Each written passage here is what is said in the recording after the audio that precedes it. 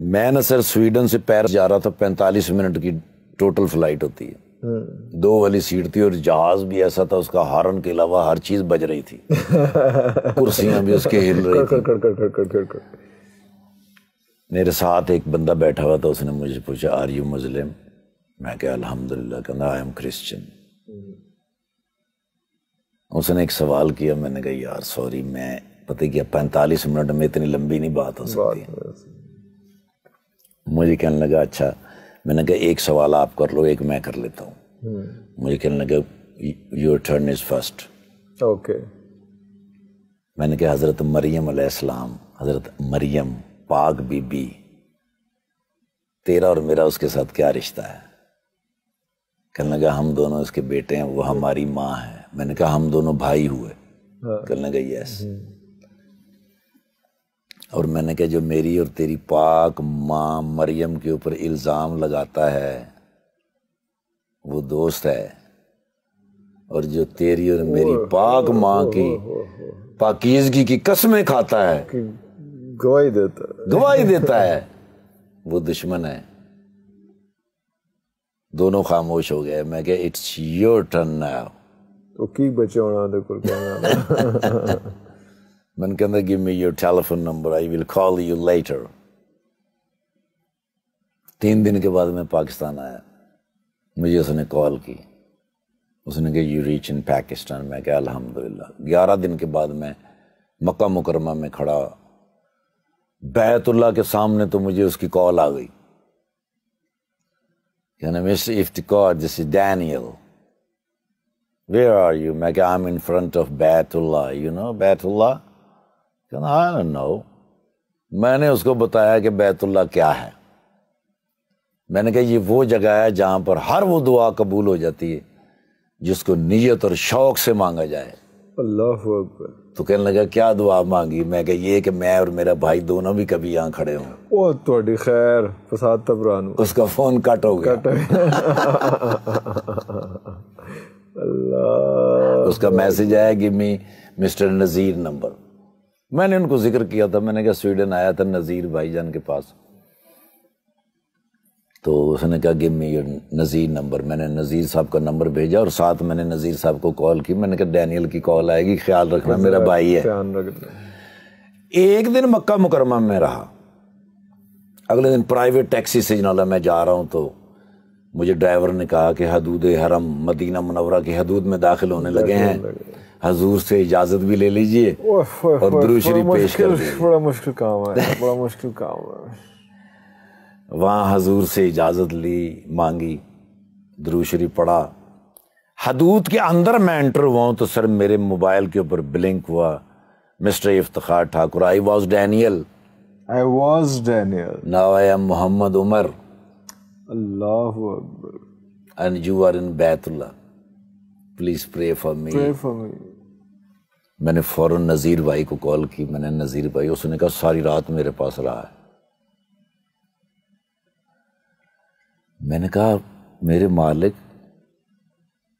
محمد رسول اللہ صلی اللہ علیہ وآلہ وسلم کے صدقے اتنے تحفے مجھے دیے زندگی میں، اس سے بڑا تحفہ کیا ہو سکتا کہ ابھی تو میں حدود میں داخل ہوا تو تحفے آنے شروع ہوئے ہیں۔ مدینہ سے پرسکون جگہ کوئی نہیں ہے دنیا میں۔ 3-4 مہینے کے بعد جب میں وہاں گیا سویڈن، میں نے جا کے محمد عمر سے ملاقات کی، انہوں نے کہا گھر سے مجھے نکال دیا۔ کوئی نہیں خیر، میں نے ابھی یہ چھوٹا سا سٹور ڈالا ہے، اسی سٹور کے اوپر رہتا ہوں، اسی پہ رہتا ہوں، وہیں پہ کام چل۔ یس۔ 1 سال کے بعد وہ پاکستان آیا میرے پاس، تو ہماری ایک سٹار تھیں یہاں کی، بہت اچھی سٹار، سنگر بھی تھیں اور اداکارہ بھی بہت کمال تھی۔ میں نے ان سے ایک دفعہ پوچھا، میں نے کہا شادی کیوں نہیں کرتی؟ انہوں نے کہا میری ماں ہے، ماں کا خیال کون رکھے گا؟ میں کہا ماں جب دنیا سے چلی جائے گی، جانا تو ہے ہی، تمہارا خیال کون رکھے گا؟ ان سے میری ملاقات ہوئی تو انہوں نے کہا امی بہت بیمار ہیں۔ میں نے کہا امی تو بیمار ہیں ہی ہیں، میں نے جو بات کی تھی اس کے بارے میں کیا سوچا؟ انہوں نے کہا دیکھیں بڑا مشکل ہوتا ہے کسی شوبز کی لڑکی کا کسی کے ساتھ نکاح کر لینا اور اس کے بعد تانے سہنا ساری زندگی. میں نے کہا پھر بتاؤ کیا کرنا ہے, ہونا تو یہ چاہیے. اس نے کہا ٹھاکر بھائی آپ مجھ سے جتنا پیار کرتے ہیں, جتنا میرا احترام کرتے ہیں, جتنی میری ماں کا احترام کرتے ہیں, میں نے یہ سب کچھ آپ کے ذمہ کر دیا. جاؤ جو دل کرتا ہے کر دو. میں نے محمد عمر تو ادھر ہی تھا. اچھا وہ آلریڈی تھا ادھر. کسی کے چلو ذرا وہ بھی مان گیا. ہاں اتنے تو انہوں نے کہا بھائی آپ میرے بھائی تو ہیں ہی ہیں, مجھے لگتا ہے آپ میری امی بھی ہیں میرے ابو بھی ہیں, مرشد ہیں. اللہ پاک کی رحمت اور برکت سے آج وہ دونوں سویڈن میں ہیں. اللہ بڑی خوبصورت زندگی گزار رہے ہیں, سکون کا لائف, بہترین بچوں کے ساتھ. ان کا اتنا اچھا لائف سٹائل ہے. جب بھی جاتا ہوں وہ اتنا پیار کرتے ہیں, اتنا احترام کرتے ہیں. یہ ہے مدینہ. مدینہ آپ کے لیے تحفے بھرے ہوئے رکھتا ہے ہر وقت کہ آپ صرف انٹر ہو جائیں, دعائیں قبول, جو آپ سوچ بھی نہیں سکتے وہ بھی قبول ہوتا جا رہا ہے. مدینہ دنیا کا سب سے میٹھا شہر ہے سر. فضا اچھی, ہوا اچھی, لوگ اچھے, نہ کوئی تیز چلتا ہے نہ کوئی اونچا بولتا ہے. اذان کی آواز بھی ہاں, اور ایسی مزیدار اور میٹھی کہ دل کے اندر اتر جائے. حاضری کیسے ہوتی ہے, اس کی ہمت کہاں سے آتی ہے؟ وہ نہیں آتی سر, نہیں آتی نا. باب السلام سے میں داخل ہوتا ہوں, کالے میں دیکھتا ہوں لمبے لمبے قد کے, ان کے پیچھے چھپتا چھپتا میں حضور کے سامنے سے گزرتا. میرا چہرہ اس قابل نہیں ہوتا کہ میں حضور کے سامنے سے گزروں اور وہ میرا چہرہ دیکھ لیں. پھر میں ان لوگوں کے پیچھے سے گزر کے باب البکی سے باہر آتا ہوں. وہاں بھی ٹھہرنے کی ہمت نہیں ہوتی. پھر میں جنت البقیع کی طرف بھاگتا ہوں, ادھر جا کے ادھر کھڑے ہو کے دیوار کے پیچھے چھپ کے دعا کرتا ہوں, حضور کا شکریہ ادا کرتا ہوں. ہمیشہ دوبارہ آنے کی اجازت مانگتا ہوں, اور وہاں سے بس آہستہ آہستہ دیواروں کے ساتھ چلتا چلتا ہوٹل میں آ کے پھر کافی دیر وہاں لیٹا رہتا ہوں, سویا رہتا ہوں.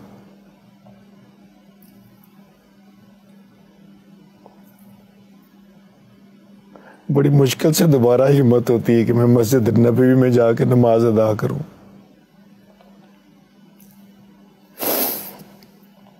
اس مرتبہ اتنا مشکل تھا ریاض الجنہ میں داخل ہونا. وہ انہوں نے ایک ایپ سا نکال دیا تھا جس کے اوپر انٹری کر کے جانا پڑتا تھا. میرے پاس اتنا ٹائم نہیں تھا. باب السلام سے روتا ہوا داخل ہوا. میں نے کہا یا رب ذوالجلال کیا غلطی ایسی ہو گئی کہ ریاض الجنہ میں داخل نہیں ہو سکتے. باب البقیع سے نکلا ہوں تو وہ سیکیورٹی والا سامنے جو کھڑا تھا وہ ایک دم سے مجھے دیکھنے لگے, افتخار. میں نے کہا یا اللہ اتنا بڑا سبب, اتنی رحمت, اتنا کرم. اسی لمحے اس بندے نے وہ پلاسٹک کا وہ ڈبہ سا پڑا تھا وہ ہٹایا, انہوں نے کہا یہاں سے چلے جاؤ. باب النساء سے میں انٹر ہویا ہوں, بس روتا ہوا وہاں جا کے ریاض الجنہ میں بیٹھا ہوں. جا کے 1-1.5 گھنٹہ وہاں بیٹھا رہا میں. وہ سیکیورٹی والے مجھے دیکھ رہے تھے